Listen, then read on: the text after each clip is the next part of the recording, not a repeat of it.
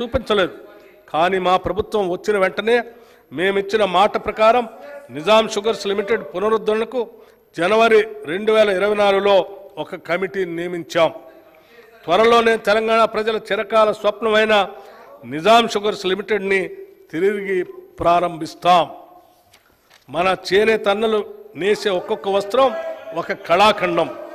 గతంలో ఎంతో ప్రభావం కలిగిన ఈ రంగం తక్కువ ధరలతో తక్కువ సమయంలో ఎక్కువ వస్త్రాలు తయారు చేసే పవర్ లూమ్ ఫ్యాక్టరీలతో పోటీ పడలేక దిగాలు పడింది. ఈ రంగాన్ని చేతి నుంచి ఆదుకోకపోతే మన చేనేత కళలు శాశ్వతంగా అంతరించిపోయే ప్రమాదం ఉంది. మా ప్రభుత్వం అందుకే చేనేత రంగం పునరుజ్జీవనానికి చర్యలు ప్రారంభించింది.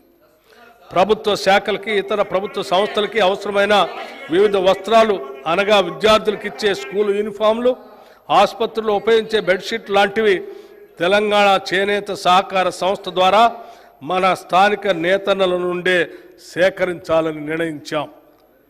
గత 7 సంవత్సరాలుగా తెలంగాణలో Indian institute of handloom technology ఏర్పాటు విషయం పెండింగ్లో ఉంది. మా ప్రభుత్వ ప్రయత్నం వల్ల ఇటీవలే ఈ ఇన్స్టిట్యూట్ ఏర్పాటుకి కేంద్ర ప్రభుత్వం అంగీకరించిందని తెలియజేయడానికి ఎంతో సంతోషిస్తున్నాను. అంతేకాకుండా మన రాష్ట్రంలో ఒక centre of excellence for textiles ఏర్పాటుకి కూడా కేంద్ర ప్రభుత్వంతో సంప్రదింపులు జరుపుతున్నాం. ఈ ప్రతిష్టాత్మక సంస్థల ఏర్పాటు మన రాష్ట్రంలో చేనేత రంగ అభివృద్ధికి ఎంతగానో తోడ్పడుతుంది.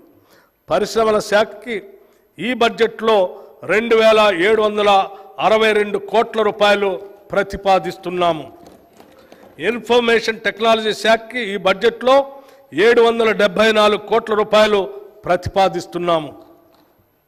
నీటిపారుదల రంగం రాష్ట్రంలో ఈనాటి వరకు 34 భారీ 39 మధ్యతరహా మొత్తం 73 నీటిపారుదల ప్రాజెక్టులు చేపట్టడం జరిగింది. వాటిలో 42 ప్రాజెక్టులు 10 భారీ మరియు 32 మధ్యతరహా పూర్తి చేయటం జరిగింది. ప్రస్తుతం 24 భారీ మరియు 7 మధ్యతరహా మొత్తం 31 ప్రాజెక్టులు నిర్మాణంలో ఉన్నాయి. గత ప్రభుత్వం కాళేశ్వరం ప్రాజెక్టు నిర్మాణంలో తీసుకున్న తొందరపాటు నిర్ణయాలు, డిజైన్లో లోపాలు, నాణ్యతారహితంగా చేసిన నిర్మాణాలు ఆ ప్రాజెక్టు భవిష్యత్తుని ప్రశ్నార్థకం చేశాయి. ఈ ప్రాజెక్టు గురించి చేసిన ఆర్బాట్ ప్రచారంతో రైతులు దీనిపై ఎన్నో ఆశలు పెట్టుకున్నారు. కానీ కొద్ది కాలంలోనే ఈ ప్రాజెక్టు యొక్క డొల్లతనం బయటపడి రాష్ట్రం అంతా దిగ్భ్రాంతికి గురైంది. ఈ ప్రాజెక్టులో జరిగిన అవకతవకలను గుర్తించి తగిన చర్యలు సూచించేందుకు విచారణ కమిటీని కూడా నియమించాం. ఈ న్యాయ విచారణ కమిటీ ఇచ్చిన నివేదిక ఆధారంగా తదుపరి చర్యలు తీసుకోవడం జరుగుతుంది. ఈ ప్రాజెక్టుపై ఇప్పటికే ఖర్చు పెట్టిన వేల కోట్ల ప్రజాధనం వృధా కాకుండా ప్రాజెక్టును కాపాడటానికి నేషనల్ డ్యామ్ సేఫ్టీ అథారిటీ వారి సూచనలకు అనుగుణంగా చర్యలు తీసుకుంటున్నాం. గత ప్రభుత్వం చివరి దశ నిర్మాణంలో ఉన్న చాలా ప్రాజెక్టులు పూర్తి చేయకుండా నిర్లక్ష్యం వహించింది. దీనివల్ల ఎంతో ప్రజాధనం ఖర్చు అయి కూడా ప్రజా అవసరాలను తీర్చడానికి ఇవి వినియోగంలోకి రాలేదు.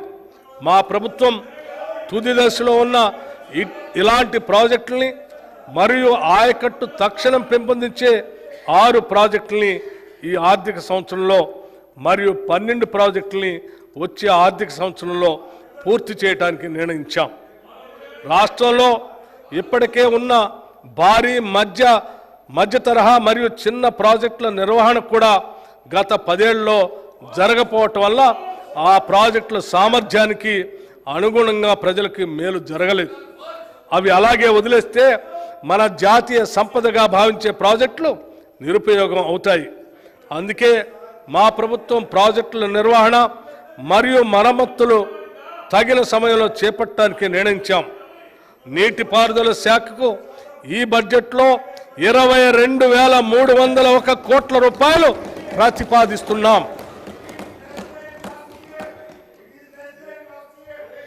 నాణ్యమైన విద్య అత్యుత్తమ భవిష్యత్తుకి పునాది. A good education is a foundation for better future. ఇది అక్షర సత్యం. రాష్ట్రంలో విద్యారంగాన్ని మరింత పటిష్టపరిచి బలోపేతం చేసే దిశగా మా ప్రభుత్వం పాఠశాలలు మరియు కళాశాలలో విద్యా ప్రమాణాలను పెంచి వాటికి కావలసిన వసతులు కూడా సమకూరుస్తుంది. మొదటి అడుగుగా పాఠశాలలో ఉన్న ఉపాధ్యాయ ఖాళీలను భర్తీ చేయడానికి నిర్ణయించి ఒకటేసారి 11,062 పోస్టులతో ఒక మెగా డిఎస్సి ఇప్పటికే నోటిఫై చేశాం. దానికి సంబంధించిన పరీక్షలు జూలై 18, 2020 నాడు ప్రారంభమై ఇంకా జరుగుతూనే ఉన్నాయి. దీనివల్ల పాఠశాలలో ఉపాధ్యాయుల సంఖ్య విద్యార్థుల సంఖ్యకు అనుగుణంగా పెరుగుతుంది. నాణ్యమైన విద్య మన ప్రభుత్వ పాఠశాలలో చదివే పేద మధ్యతరగతి విద్యార్థులకి అందుతుంది. గత ప్రభుత్వం విశ్వవిద్యాలయాల స్వయం ప్రతిపత్తిని పూర్తిగా కాలరాసింది. వాటికి చాలా కాలం పూర్తి కాలం వైస్ ఛాన్సలర్స్ నియమించకుండా ఇన్ఛార్జీల నియామకంతో కాలం గడిపింది. దీనివల్ల విశ్వవిద్యాలయాల పాలన మరియు విద్యా వ్యవస్థ అస్తవ్యస్తమైపోయింది.